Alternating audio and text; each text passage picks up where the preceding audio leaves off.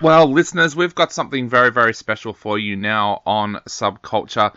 One of my favourite magicians is coming back to Melbourne for the Melbourne International Comedy Festival. His name is Josh Staley. We've had him on the show before, and I've been to many of his shows over the years, and I absolutely love the work that he does.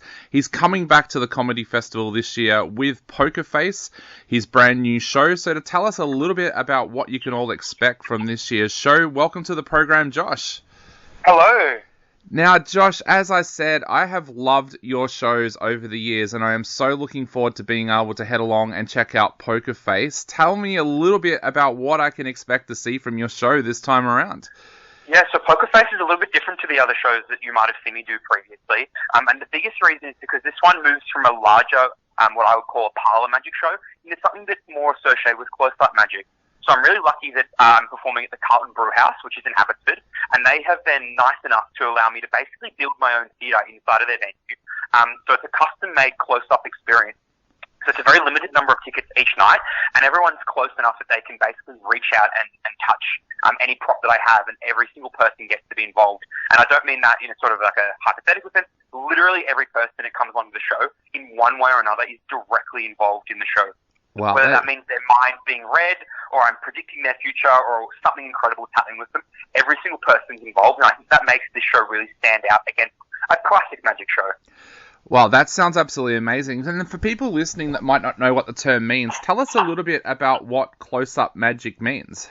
Yeah, so like I just said, close-up magic means people are literally close up to the magic, hence the name. Yep. So where you might go see something like David Copperfield, where you sit in the theatre with hundreds of other people and watch a fantastic show happen on stage, being close up means you're sitting, at most a couple metres away from the performance space. So you're close enough that you can see everything that's happening, which means there's nowhere to hide for me. So in my opinion, close-up magic is the most difficult form of magic because there's absolutely nowhere to hide. There's nothing I can do. If people want to examine the deck or shuffle the cards or something like that, there's nothing I can do to stop them. And I think it's the best way to experience magic as well, because it's that personal, interactive kind of experience. It's almost like having a one-on-one magic show. And for a lot of people who come along, that's exactly the experience they'll get because it is so interactive. Definitely. Now, do you find that puts more pressure on you, or do you kind of get a bit of excitement out of the fact that you are so close? It certainly does put a little bit more pressure on me because, I have to really be at top form because people are so close I can't really make a mistake and just hope they're too far away to see it. But it also gives me excitement because it's my favourite way to perform. So I get a bit of an adrenaline knowing that there's kind of no backup plan and nowhere to hide. Now, this show, of course, has just had sellout seasons at the Adelaide Fringe, where you picked up an award as well, and the Magic Festival and the Perth Fringe World. Tell us a little bit about how the show went at those festivals, and a little bit about the award that you picked up at Adelaide Fringe. Yeah, so like you said, I was really lucky. I won one of the weekly awards for Best Magic Show, which is incredible. I was really fortunate to be awarded that. There is dozens and dozens of magic shows at these festivals. In fact, Adelaide Fringe is the second biggest festival in the world, followed only by Edinburgh Fringe. So to win an award like Best Magic Show is really pretty amazing. And I was super excited. I guess all that hard work that pays off because Poker Face has been many, many months in development. And when you consider all the sort of basic skills and things I need to get ready to do magic this close for people, it's actually years in development. So it really pays off when you get an award like that. And the awards are given out by a group of judges who are magicians, theatre directors, my peers in the industry. So it's really exciting that they kind of appreciate the hard work that I do and acknowledge it as well. Definitely. Josh, I know having had you on the show before and we've talked about this, but how do you go about developing new tricks for a show like this? Like, how long would it take you to put a show like this together and to learn the things that you need to do to be able to do this show? Yeah, well, to get to sort of the core sleight of hand skills, being able to pretend to put things in my hand and false shuffle a deck of cards and all that kind of stuff can take literally years of practice. And I've been practicing these basic sleights. When I say basic, I mean they're a basics in my toolbox. They're not a beginner sleight of hand move for literally 10 or 15 years. So once you've got that mastered, which can take half a lifetime, you then have to be able to put them into application. And a lot of the routines that people will be seeing in these performances are multiple years in the work because it takes such a long time to bring something from an idea in my head into a performance-ready piece. And that means that I have to go through multiple stages of sort of R&D, developing props, routines, scripting, blocking, all that kind of stuff. Then get it up and I'll practice it in front of more informal audiences. So I'm lucky that I can do shows or spots in like comedy clubs and things like that where I can rehearse things out. You kind of work out the kinks, and then after dozens and maybe even hundreds of performances, it's finally ready to go into a show like this and put it in front of an audience. And even then, it's always changing because each theatre is different. So last night was the preview performance, Poker Face, at the Carlton Brewhouse, and it was the first time doing the show in that setting. So even then, adjustments have to be made to make everything perfect. Now, you mentioned before about putting together a special kind of theatre for this performance. Tell us a little bit about what we can expect from what you've built out at the Brewhouse.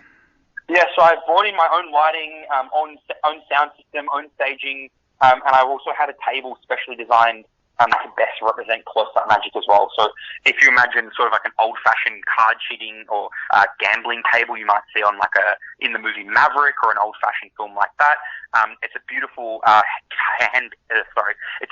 hand-built table with a performance surface on top. And then I've also designed a specific seating layout as well. Because I think the worst thing you can ever experience when you go see a show, especially something that's visual like magic, is if you're not in early enough to sit front row, you're stuck behind a bunch of people's heads and you can't really see. So I've taken a great deal of care to design a layout in the room so that even if you're back a couple rows, you can still see everything that's happening perfectly. And the other thing that I've made sure of is due to a unique way I've actually set the theatre out, even if you are back a few rows, you can still be interactive within the show. So it means that everyone is basically on the spot at all times because you never know when you might be picked to do something incredible. Awesome. Josh, I know, as I said before, having had you on the show before, you travel a lot, not only to do shows overseas, but to also learn new skills overseas. Have you been able to travel since the pandemic has been over, or is that something that you haven't been able to do? The pandemic certainly did halter the travel a little bit. I actually just came back from Thailand only a few weeks before I went off to Adelaide, and I was really lucky to see something that was sort of completely different in my way, because obviously magicians in Thailand don't even speak the same language as me. But being able to connect over a common interest, which is magic, means we don't really have to speak the same language because we can show each other sleight of hand moves and in full routines and communicate through a shared language that isn't verbal at all. So it was super interesting seeing how a culture that I've never really experienced handles magic in such a different way. And it was incredible. I got to see some really amazing performers, and I also got to share some of my performance pieces with them as well.